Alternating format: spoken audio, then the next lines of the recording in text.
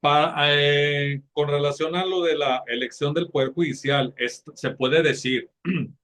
que ya estamos ante un régimen autoritario, Miguel. Sí, por supuesto. Era como la declaración oficial que faltaba para decir que ya no hay, no solamente separación de poderes, sino ni siquiera una representación de las diferentes instancias como en cualquier país o república, incluso cuando México se funda, cuando se crea la primera constitución, estaba establecido desde la Constitución de Apatzingán que redactó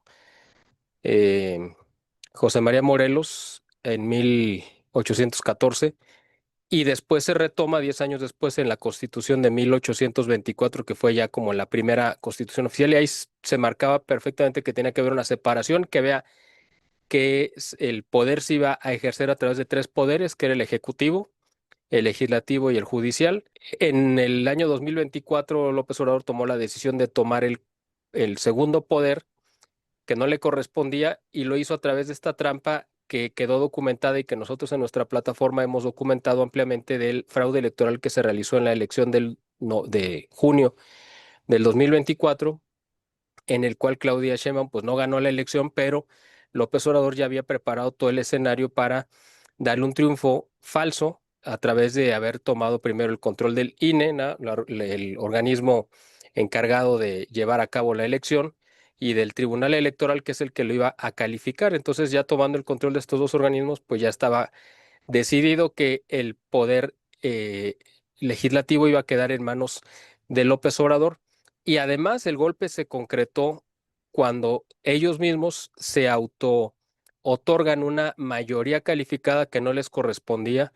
que no, incluso con el fraude electoral ellos obtuvieron un poco más del 50%, aún con el fraude. O sea, la realidad es que fue menos, mucho menos que eso, pero con todo y fraude fue un poco más del 50%. Y de ese 50 ellos brincaron de manera totalmente arbitraria a un 75%, que es lo que les da la mayoría calificada, por lo cual ya no tienen que consultar ni negociar con la oposición cualquier cambio en la Constitución. Y eso fue lo que dio pie a que se llevara a cabo el tercer golpe contra el tercer poder que quedaba todavía independiente, que era el Poder Judicial, y López Obrador en su capricho irracional y pues revanchista de deshacerse de ese poder que sí fue un contrapeso a lo largo de su sexenio, que le frenó muchas de sus arbitrariedades, aunque él no las respetó, y hubo muchos jueces que le ordenaron pues detener obras, etcétera, y él de todo modo no les hizo caso porque para él la ley no es importante, y entonces lanza esta operación para destruir al poder judicial a través de una reforma, bueno, una elección donde los jueces, magistrados y ministros de la Suprema Corte fueran elegidos por voto popular, literalmente de acuerdo a su popularidad, no a su capacidad, no a su cualidad, no a su formación, ni a su educación, ni a su trayectoria, sino simplemente pues porque eran populares, ¿no? Entonces, Morena se encargó de candidatear a todos sus allegados y lo que vimos este domingo, 1 de junio, fue pues la consumación de un asalto o de un golpe de Estado, literalmente, que se ha venido dando en capítulos y ahora se consumó, y con eso pues termino de responder su pregunta. Se consuma ya finalmente un Estado totalitario, se terminó el Estado de Derecho en nuestro país y empieza un nuevo régimen dictatorial. ¿Qué nos delinea una elección sin la participación de la oposición, Miguel? Bueno, pues simplemente pues es una burla, es una simulación. Es como las elecciones que había durante el siglo XX, cuando solamente competía el PRI, pues ni modo que perdieran, si no había competencia, ¿no? No había oposición. Bueno, sí la había, que era el PAN, que era muy reducida y minoritaria, y eran una oposición pues valiente, ¿no? Valerosa, porque en contra de todas las adversidades que le representaba pelear contra el régimen. De todos modos, pues hacían su lucha y por supuesto que el régimen los ahogaba y no les iba a permitir ganar hasta que, bueno, finalmente vino la reforma de 1978 que hizo José López Portillo, la reforma política con la cual empezó a dar ya representación a partidos minoritarios que no representaban un peligro para el PRI, pero cuando menos le lavaban la cara al régimen priista hacia afuera, hacia el exterior, diciendo que eran un régimen mediana o mínimamente democrático porque había participación de otros partidos, ¿no? Que de todos modos, ahí fue donde empezaron a ganar un poco, pues representaciones simplemente simbólicas, pero que no le representaban un peligro. En esta ocasión, pues la elección que vimos fue más grotesca todavía que la que se dio cuando se eligió a José López Portillo, porque José López Portillo, cuando fue candidato en 1976, hace casi, bueno, 49 años, él pues fue candidato único. ¿Por qué? Pues porque en el PAN no se pusieron de acuerdo a quién iban a candidatear y los partidos de izquierda tampoco tuvieron un candidato, en fin, por la razón que haya sido. Y entonces el candidato único fue José López Portillo y él mismo lo dijo de manera pues muy, no sé si quieran llamarle sincera o cínica, porque la frontera entre las dos es muy delgada. Él dijo que con que hubiera salido a votar su mamá de José López Portillo, pues él hubiera ganado porque necesitaba un solo voto para ganar, porque con una persona que lo eligiera era suficiente, pues no había nadie más que fuera a contender contra él. Bueno, pues lo que vimos ahora en la elección de este domingo pasado fue algo todavía más grotesco, porque no hubo oportunidad de que participara la oposición porque le cerraron las puertas a los candidatos, a jueces, ministros y magistrados para que participaran. Es decir, sí permitieron que los partidos propusieran sus candidatos y organismos y lo que usted quiera, pero y hasta el mismo Poder Judicial propuso candidatos, pero a todos les cerraron el paso y con esa trampa, además descarada, que fue el acordeón, el famoso acordeón, para la gente que haga favor de vernos y que esté fuera de México, a lo mejor pues van a pensar en un acordeón, pues el instrumento musical, ¿no? Pero bueno, aquí en México, no sé si en otras partes de Hispanoamérica, pero en México, acordeón se le llama un papel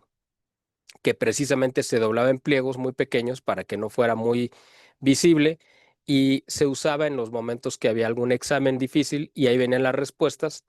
para pues hacer trampa literalmente, ¿no? Porque uno no sabía las respuestas, entonces se llevaba como un apunte y se doblaba en forma de acordeón para que no, para poderlo disimular. Bueno, eso mismo sucedió con esta elección porque Morena repartió en todo el país estos acordeones que eran estas guías de cómo la gente tenía que votar. O sea, ese es el colmo. De verdad, yo creo que se acumularon tantas irregularidades. Yo creo que como nunca antes las habíamos visto en un proceso electoral de cualquier tipo. Yo no solamente aquí en México, sino yo creo que a nivel mundial nos llevamos el récord. Y de hecho Morena y Claudia Sheinbaum presumieron, y López Obrador, por supuesto, que era la primera vez en la historia que se elegía el poder judicial. Pues claro, pues era la primera vez porque era una estupidez y los demás países sabían que era una insensatez y por eso nunca se había hecho. Pero como en Morena han rebasado todos los límites de la estupidez y pues de la ignorancia en todos los sentidos, y con López Obrador a la cabeza, pues ellos se sienten muy orgullosos de haber pues hecho este primer ejercicio, pero fue tan burdo y tan mal hecho como todo lo que han hecho ellos, que quedó evidenciado que todo estaba absolutamente manipulado, que era una trampa, que fue una simulación, y el repudio de la gente se vio en que del padrón electoral, que prácticamente es de 100 millones de electores en México, más del 90% pues decidió no salir a votar. Y el 10% que sí salió a votar se dividió en dos bloques. Los que salieron a manifestar su repudio, o sea, que salieron a anular o a poner leyendas, insultos o pues lo que pensaban tanto de Morena como de López Obrador y algunos otros actores políticos. Y otra parte de los que sí votaron fueron los que llevaron, que se conoce como acarreados, que fue la gente que movilizó Morena para que aparentar que fue un acto de que sí tenía un arraigo popular, es decir, que la gente sí lo quería, lo cual era totalmente falso. Y tan fue falso que de ese aparente 12% de gente que votó, el 8% anularon su voto, o sea, fueron votos nulos, ya sea porque escribieron alguna majadería, porque escribieron alguna leyenda, algún reclamo, lo que sea,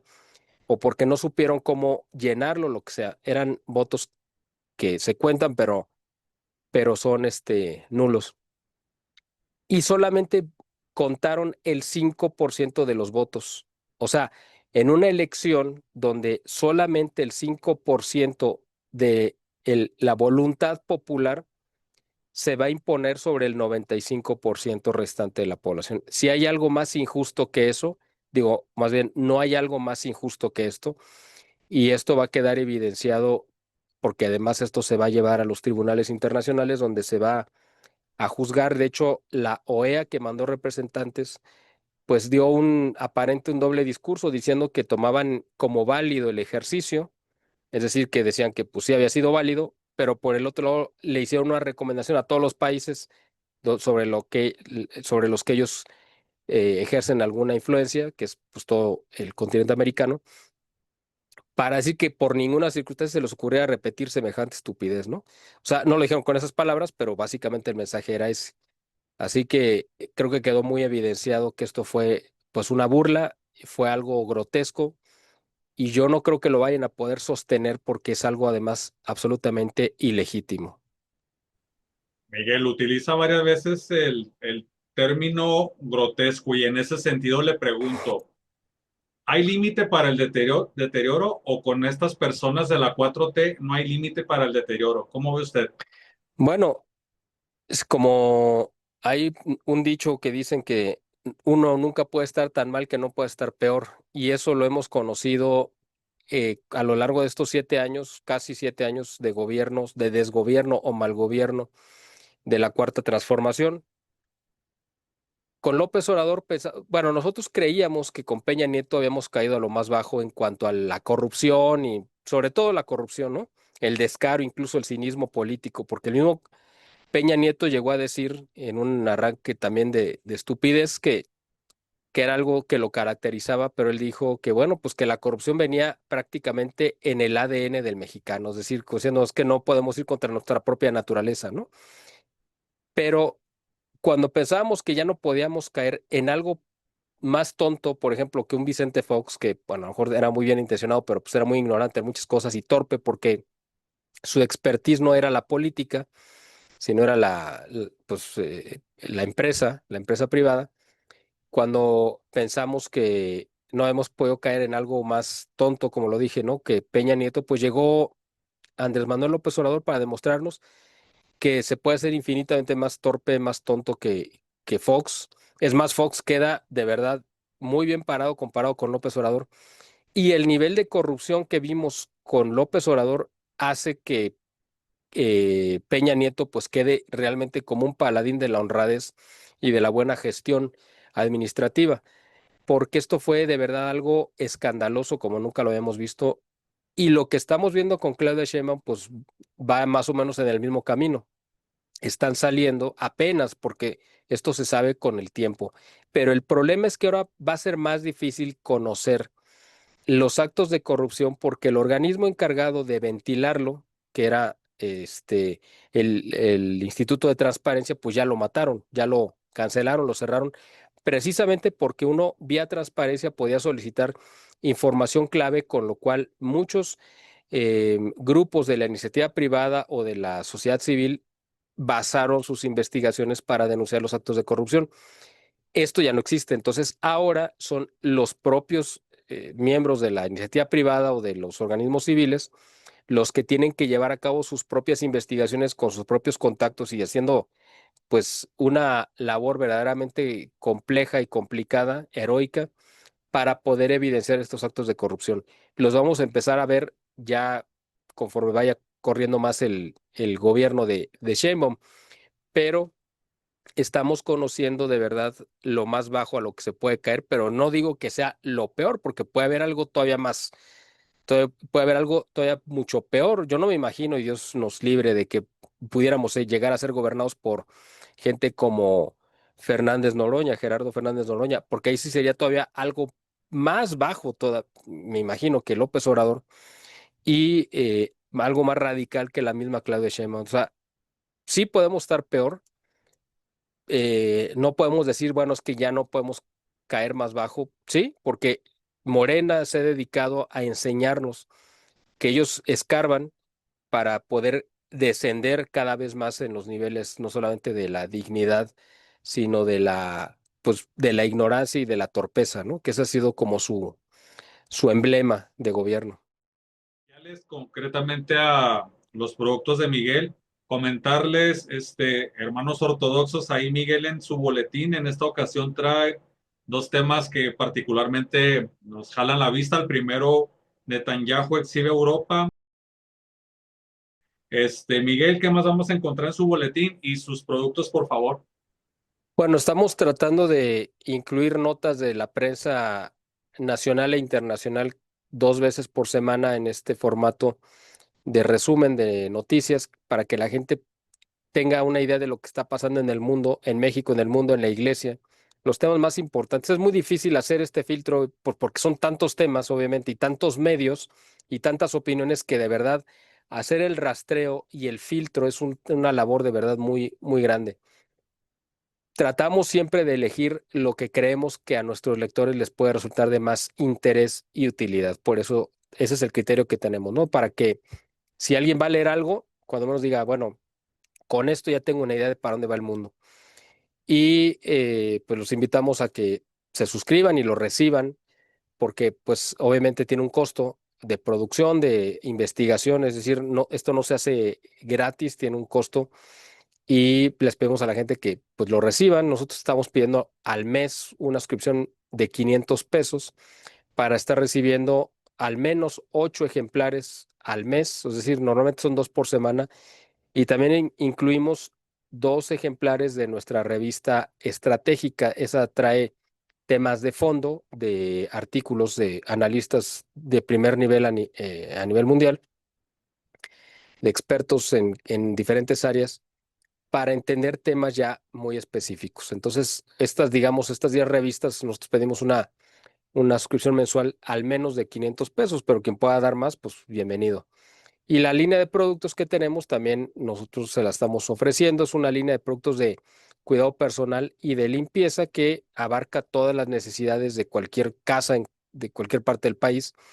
desde el uso personal, porque tenemos desde shampoo de cabello, jabón para bañarse, jabón de cuerpo, jabón de manos, desodorante, lociones astringentes, desinfectantes, lavatrastes, detergentes para ropa y limpiadores multiusos, etcétera. O sea, tenemos limpiavidrios, pulidor de pisos, aceite para madera. O sea, tenemos alrededor de 25 productos que realmente abarcan todas las necesidades de un hogar para la limpieza, el mantenimiento, etcétera. Y para el cuidado personal de cada quien. Eh, y tenemos dos opciones, tanto que nos compren los productos para su uso o que los puedan distribuir también. Es decir, ganamos todos porque ustedes tienen un ingreso extra haciéndole llegar productos de calidad a sus seres queridos, a sus vecinos, conocidos, familiares o compañeros de trabajo y le están haciendo llegar un producto de muy buena calidad, que además el laboratorio que los produce está certificado de que tiene productos y que no utiliza insumos que afectan ni al medio ambiente ni a la salud. Y aparte, nuestra marca y nuestros productos tienen otra ventaja. Normalmente los productos comerciales que ustedes pueden encontrar en cualquier establecimiento, las grandes marcas, sobre todo las internacionales, utilizan una parte de esa ganancia de lo que ustedes compran con su trabajo, con su esfuerzo, generan un dinero, van y compran esos productos. Bueno, pues parte de esa ganancia la van a utilizar estas marcas para financiar las campañas con las que usted está en contra, o sea, van a financiar campañas en favor del aborto, en favor de la ideología de género, etcétera. Todas las cosas que nos oponemos, pues nosotros le estamos dando ese dinero para que ellos las financien. O sea, esa es una cosa, una contracción. Y además, si ustedes van a ciertos establecimientos comerciales, cadenas comerciales internacionales, a comprar esos productos, también le están dando ganancia a esas cadenas que también financian estas mismas causas. O sea, con mucho trabajo uno genera un dinero para poder comprar los productos que necesita para su hogar y además le estamos dando dinero a nuestros enemigos para que nos golpeen con eso. O sea, por eso nosotros tenemos esta línea de productos con la idea de financiar también estas campañas con las que ustedes están de acuerdo y evitar que este dinero, esta derrama En lugar de que llegue a esas cadenas comerciales, pues mejor se quede en la economía local y que la ganancia la tenga, en lugar de que la tenga el establecimiento comercial, pues la tenga la gente que hace el favor de hacerles llegar estos productos a sus vecinos, familiares o seres queridos o compañeros de trabajo.